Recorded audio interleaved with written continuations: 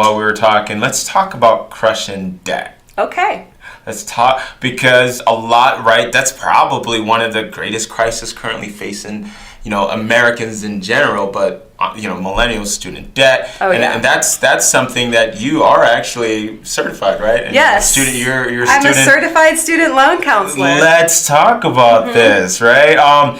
First of all, let's start off with your story about it. Let's kind of go back into that. How did you crush? How much was it? You said you were in debt? $67,000. $67,000. How? Walk us through that process. Okay. In your story. Well, when I finally decided to get honest about where I was, and I think that's how it happens for most of us, is that we're going along and we think things are okay, but there's this underlying feeling of maybe it's not okay. Maybe I should take a look. Right.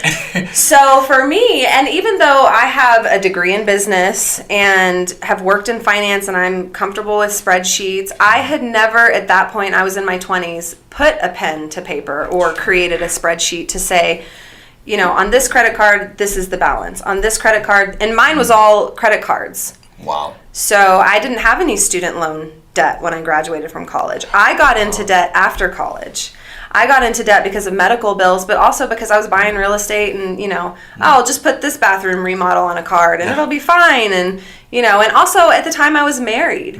And I think that this is another really important piece in the personal finance conversation is that it does get easier when there are two people. Yeah. And at some point, if you're single and you want to get married or you want to cohabitate with someone or you want to create a life with someone and you combine your finances, there's a lot of power in that. And there's also a lot of strategy. And that's another thing I wish that, when I had gotten married, someone had talked to me about. But now I really understand how you can balance income with credit with different debts. And so I had, when I finally looked at my debt, I added it up and it was $67,000 and I thought, okay, I have to change. Gut check.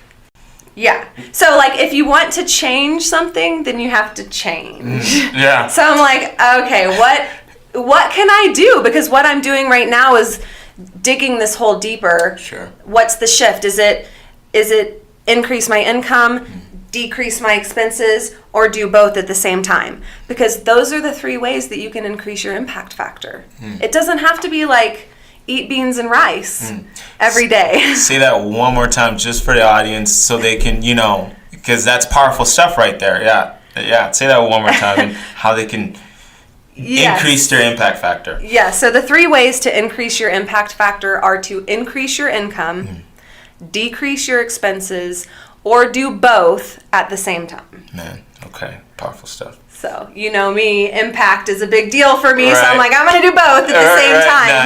Nice. And so I trimmed my expenses big time. I mean, I looked at every single thing that I was spending. I made all these rules for myself. One of them because I am an impulsive shopper. Sure. And so if I would go to a mall, for example, I would leave my wallet in the car. So there was no way that I could buy. And then the rule was if it was in my budget, because again, every single week has a budget. This is how much I can spend personally. This is how much I can spend on entertainment for the week. And I always know that because it's how much I have each month divided by 4, and that's how much. What did you use to create this system? Was it just manual? You just looked at your bank statements, or did you do anything extra? I created this system from all that I learned in real estate investing and working with startups, growing them from zero to revenue. Wow. Okay. I created a proprietary system. Okay. I like that. Yeah. Okay. So I decreased my expenses, but that wasn't enough. And sometimes it's not enough because a lot of us are living, or a lot of people are living paycheck to paycheck, and they're doing everything that they can. You can reduce your utility bills. A lot of people don't know that you can call your utilities provider and say, hey, I'm experiencing a financial hardship. How can you work with me? Sure. And they will. You can call your any provider that you have of any service, whether it's a personal service or a business service. Just say, hey, I'm shopping around. I haven't talked to you guys for 12 months and I'm paying this subscription.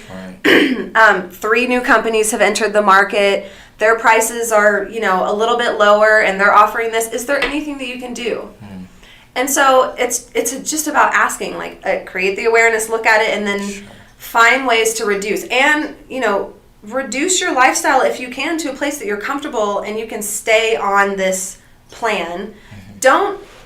My recommendation is never to get to a point where you're so depriving yourself of the things that really bring you joy that you're just going to throw in the towel and say, this budgeting thing, this doesn't work for me. I'm never going to get, because you will get there. One day you will wake up and you will be debt free. It will happen.